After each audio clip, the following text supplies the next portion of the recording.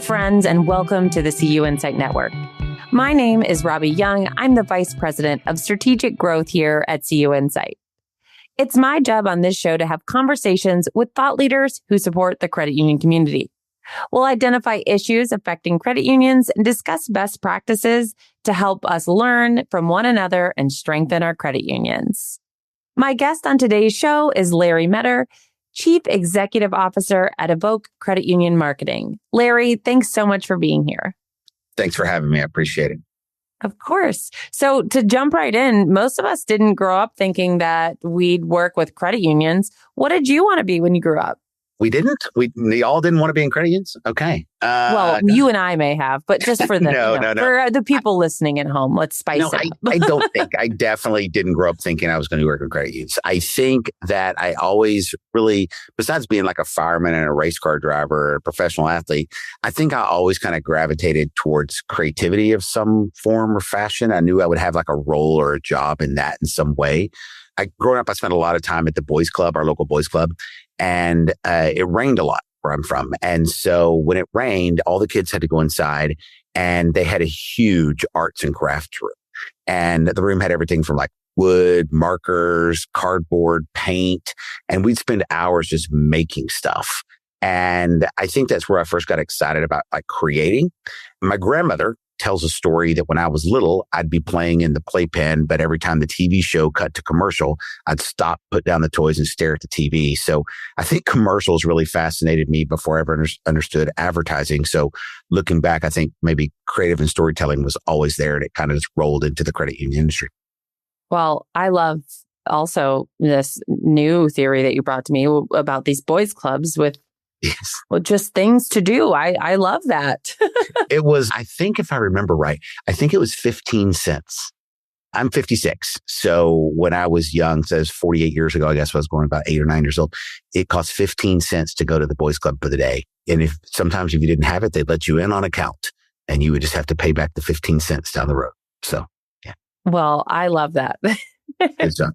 So can you tell us a bit about your journey to your current role as CEO at Evok Credit Union Marketing? Sure. I can tell you, it really just wasn't a straight line. I went to school at the University of Florida to study public relations. I wanted to be Jerry Maguire before there was Jerry Maguire. And I had plans on, going to law school and doing something there for professional athletes. In the College of Public Relations was also the College of Advertising. And I kind of gravitated towards that a little bit more. I've no knock on PR people. They're awesome. They're great. But I got tired of begging people to run my messaging when I could just buy it. And so I just went into advertising. My former business partner and I, when we started Evok, we actually started in the incubator program at Seminole State College 24 years ago. Before, we worked together in consumer electronics, and that company had 3 divisions, and 2 divisions lost more than the one could make. That company eventually went out of business. And having a consumer electronics background, but doing advertising and marketing for that brand, Scott, my former business partner, and I, we went to the Consumer Electronics Show in Las Vegas, and we made business cards that were metal and looked like American Express cards. And we made 500 of them. That's what we could afford. And we literally walked around the casino and the trade show floors dropping them. We left them on bars. We left them on one-armed bandits. We just dropped them on this floor in booths that we were interested in. And people would pick them up. And maybe they thought they were getting someone's Amex card, but then they soon realized it was a marketing piece because the card number was our phone number and there was a marketing message on the back. But it actually worked. And we actually generated 2 or 3 clients just from that trade show. And that's what helped start Evok. I think that would also work on me. There you go. Maybe. I like it. So can you tell me a little bit more about Evok Credit Union Marketing and really where and how you dig in and add value for the credit union? Sure. I think that I'd say probably the biggest thing with Evok and with credit unions, and it was kind of a natural fit for us to go into that category. We kind of combine behavior psychology, creativity, some performance marketing, which was a big buzz term. I don't know if people are really using it now. I think now they're using the term just accountability, but performance marketing. And a lot of agencies are either really highly creative or highly analytical, and we try to really bridge both. So we do media planning, creative campaigns, analytics, all that. But the real value I think that we bring comes from helping credit unions understand why people behave the way they do.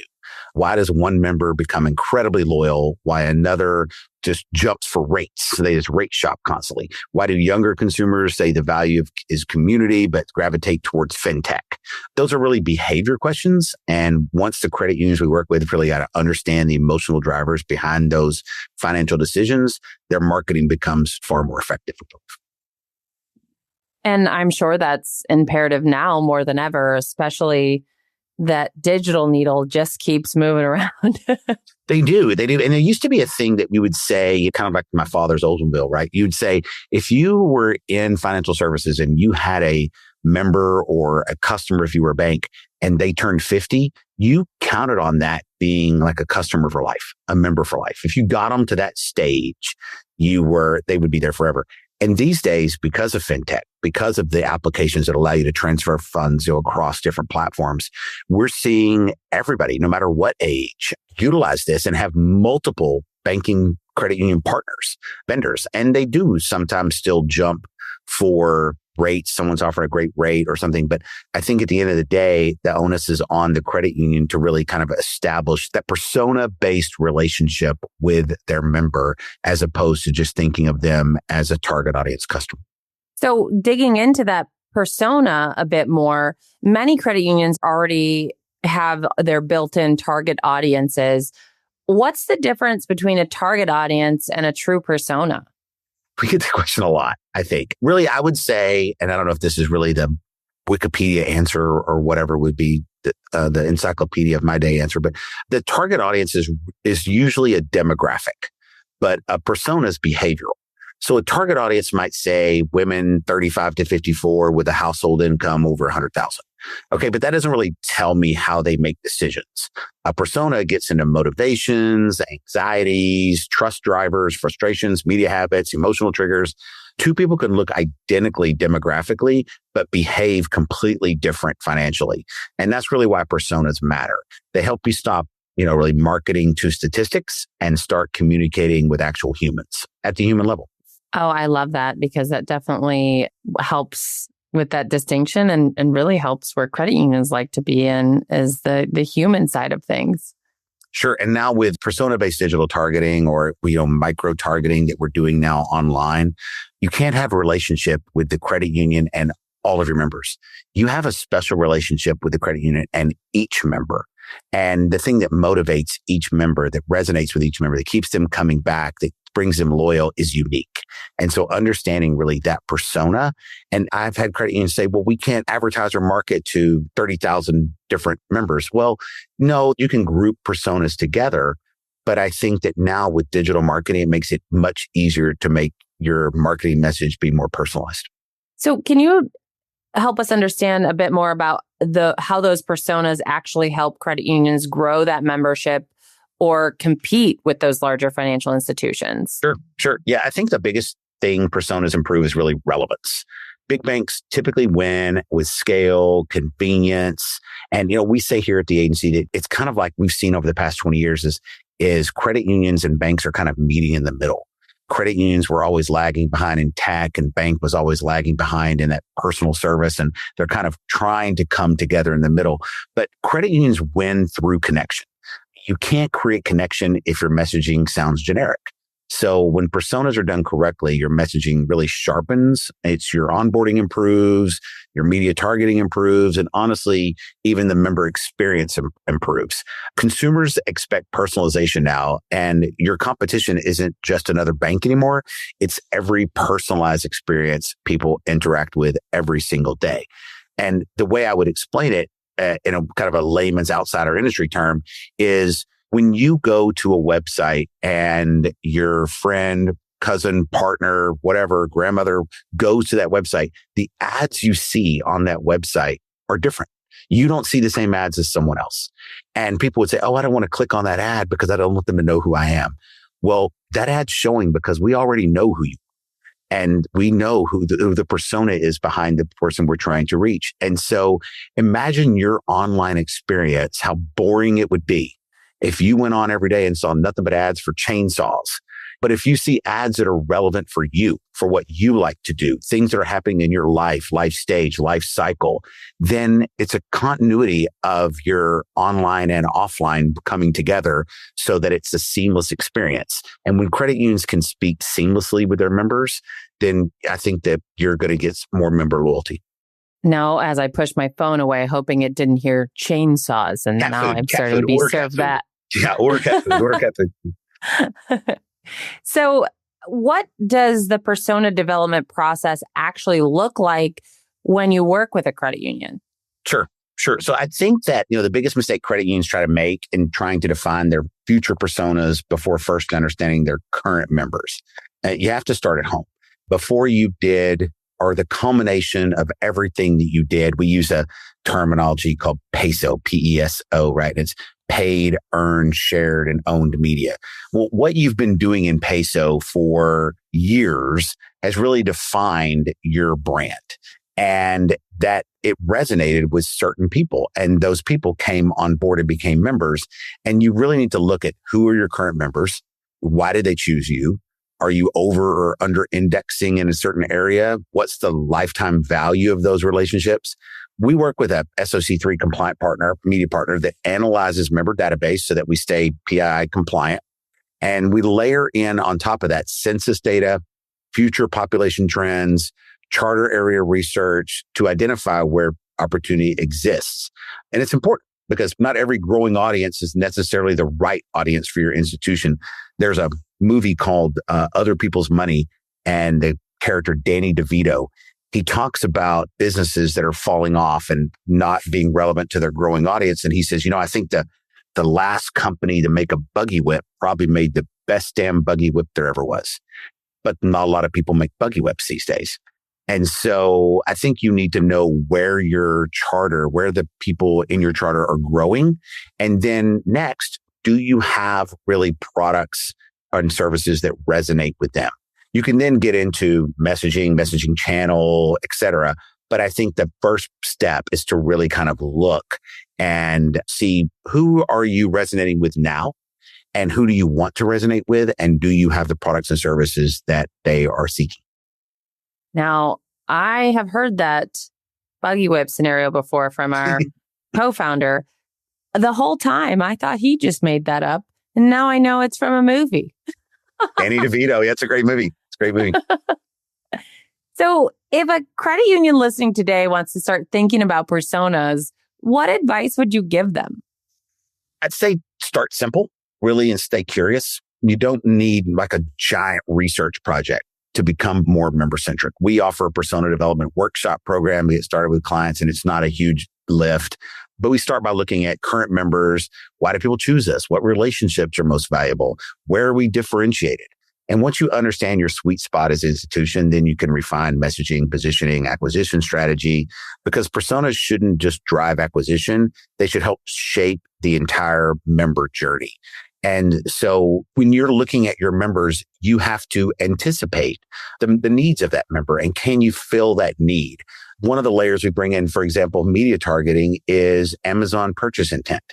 So imagine if you have a persona, and your persona, hypothetically, your target audience is young married professionals, right? And now you overlay Amazon search intent where they're buying a crib. They're buying bottles, diapers. It's obvious in purchase intent that they're expecting, they're going to have a baby, right? So maybe the messaging now from their financial institution, maybe the image on the car should be a minivan. Maybe you should know that, put them in a life cycle of when you start talking to them about saving for college education. So there are triggers out there all the time that help credit unions truly identify who the personas are and what life stage they're entering. And then the question then comes is, how well can you create a prospective member or a current member journey to have them become a member, or to grow share of wallet, or work on member retention? Just when you think you know a lot of things, I learned something new. I love that. It's such interesting information, and how you can really drill down what you're doing and use that to activate on what people actually need, what our members are actually looking for. Agreed. I just say that the data is out there. And we are in this digital world. The onus is on the credit union to, again, and to beat this drum, is to understand that persona-based targeting and persona-based messaging is really going to help strengthen that relationship. It is as simple as you're walking across a party and you see someone you know, and you walk up and you say, "Hey, you." Imagine instead if they said, "Hey, Robbie," and they knew you. And just that little bit of them knowing you shows that they care and shows that they understand who you are. Maybe get a little bit more insight into you. And I think that grows that relationship, and you appreciate that, whether you're just as a human or a consumer. For sure. Yeah. So as you look to the future, what is Evok Credit Union Marketing's focus on the road ahead? I think the future belongs to organizations that combine humanity and technology correctly. And right now, the buzzword is AI, everything. And we have a proprietary AI at our agency. We overlap it with several that we plug in through API and things. What we say at our agency is that we lean into AI, but not on AI. And it's absolutely transforming marketing. But I think the human insight becomes more important to us all in an AI-driven world. Anybody can generate content now quickly, but not everybody can generate resonance. So our focus is helping credit unions become more personalized, more behavior-driven, and more human in how they communicate. Okay, so to wrap up the show, we like to have some fun with some rapid-fire questions. The questions are rapid, but your answers certainly don't have to be. Do you think you're ready? I'm ready. Is there a buzzer involved or something like that? I'll try. I could probably make the noise of a buzzer, but our listeners would probably soon drop off. Okay, let's keep them on. All right, perfect. Good idea. So who in your life was a great leader and what makes them great? Okay, so most inspirational was probably my grandfather, who worked 47 years for the Santa Fe Railroad and worked with the 8th grade education. He was probably most inspirational in my life. But I guess most of the leaders, I grew up playing every sport imaginable. You name it, I probably played it. And so my leader is not one leader, but it's an amalgama. It's an amalgama of all the coaches. And I think that what makes them great was that they had clear vision and they could communicate in a way that got everybody emotionally bought in. And to me, great leadership is really about great communication. That's very true. And I would tend to agree with you as well.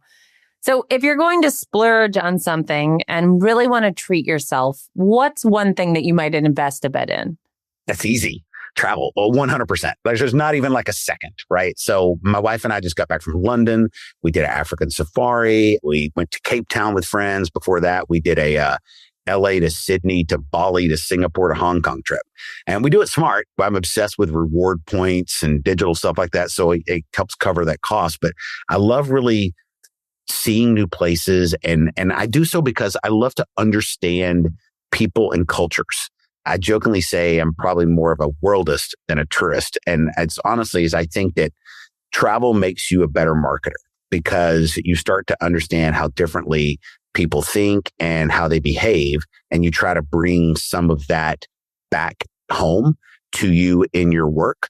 And so if the IRS is listening, every vacation I do is a research. So there we go. Yes, noted. And to the FBI van outside of my house, I'll make sure I let them know too. Thank you. So to pull on that a bit more, when you travel, what is your favorite place to visit and why? Oh my goodness. So there's so many places. I'll hone it in a bit for you.